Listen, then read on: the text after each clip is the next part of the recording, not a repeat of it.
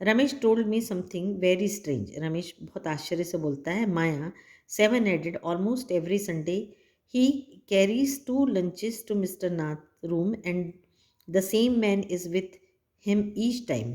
और मैं देखता हूँ कि संडे को वो 2 लोगों के लिए ले जाता है और हमेशा उनके साथ रहता है। His tall fair stout and wears spectacles. वो बहुत लंबा रंग साफ है उसका और हमेशा चश्मा पहने रहता है। Ramesh says his visitors talks a lot unlike mister Nath who hardly speaks. और वो बहुत बात करता है जबकि मिस्टर नाथ बहुत कम बात करते हैं। Well done Nishad, I told him now that we have made some progress with our inquiries. तो बोलती है उसकी सिस्टर कि हाँ, हम अब जो अपनी जासूसी कर रहे हैं उसमें काफ़ी आगे तक बढ़ गए हैं। We will have to sort out all the facts like expert detectives so that we can trap the crook। तो बोलती है कि अब हमें बहुत एक्सपर्ट डिटेक्टिव जैसा काम करना चाहिए जिससे हम अपराधी को पकड़ सकें। How you do go on Maya, 7 sign.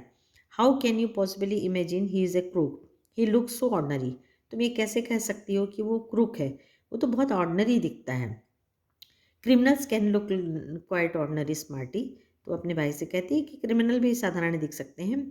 I retorted did you see the picture of the Hyderabadi house breaker in the papers yesterday, he look like any man on the street. Nishad look doubtful.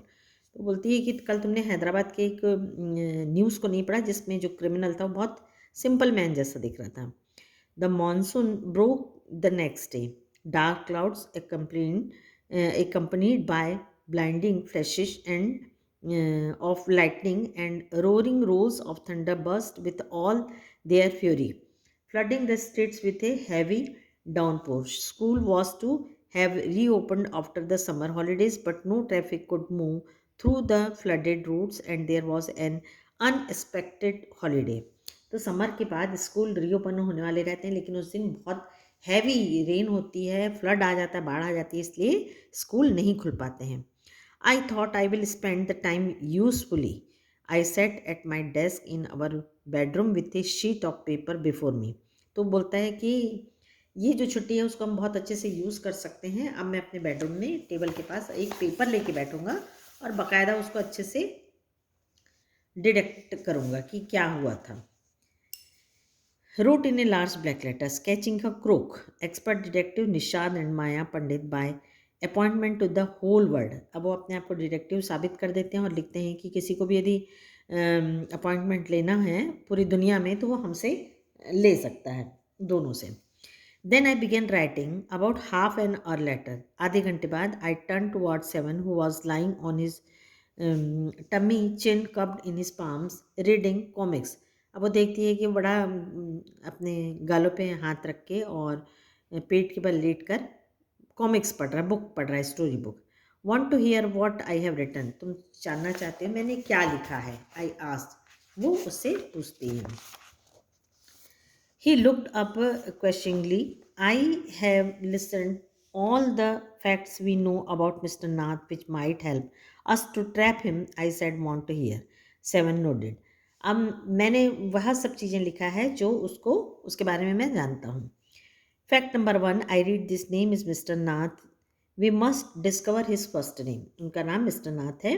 Do you think that's his real name, Maya Nishad asked. क्या तुम कह सकते हो ये उसका सही नाम है? Probably not, I said. Mister Cook have an alias. I added a big question mark after Nath. तो हो सकता है कि ये उनका फेक नेम भी हो।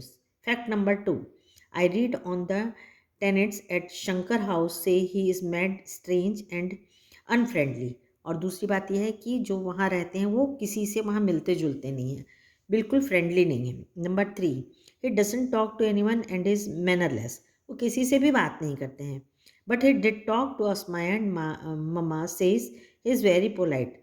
निषाद इंटरप्ट। तो उसकी बातों को काटते हुए निषाद बोलता है लेकिन वो अपनी माँ से और तो बहुत अच्छे से बात करता है। He only talk to us because he had to, I said, and since he was under mama's medical treatment he had to be polite. तो बोलती है कि वो इसलिए हमसे बात करता है क्योंकि माँ का क्लाइंट है, वो उनसे ट्रीटमेंट करा रहा है। Fact number 4, he doesn't receive any letters. 7 noted। Number 5, he is being living in room 10 of Shankar house for more than year. I continued. और वो 10 साल से शंकर नगर में रह रहा है और वो उसके पास एक भी लेटर नहीं आते हैं। Number 6, he doesn't work and sits in his room all day, और वो कोई काम नहीं करता और सारा दिन रूम में बैठा रहता है। Number 7, the kids in Shankar house and even some of the grown up scared of him, और लोग उससे डरते हैं। Number 8, he has no visitors except for a spectacle fair fat man who visit him on Sundays for lunch, उसके मिलने कोई नहीं आता, खाली संडे को जो इंसान आता है वही मिलने आता है। Number 9, food and tea are taken to his room by Ramesh from restaurant down his stairs. He doesn't care what he eats, उसके लिए खाना वहाँ से आता है और ये बिल्कुल नहीं ध्यान देता है कि उसके खाने में क्या आ रहा है। He eats, pays his bill immediately and tips well. That ends my list. Have I forgotten anything? 7, बोलती है इस प्रकार मेरी ये लिस्ट खत्म हुई, क्या मैं कुछ भूल गई हूँ? Nishad had obviously not been paying too much attention to my list of facts. All he could say was, poor man Maya, he must be so lonely if he doesn't have any friends. तो बोलता है कि उसका कोई दोस्त नहीं है, वो बहुत ही अकेला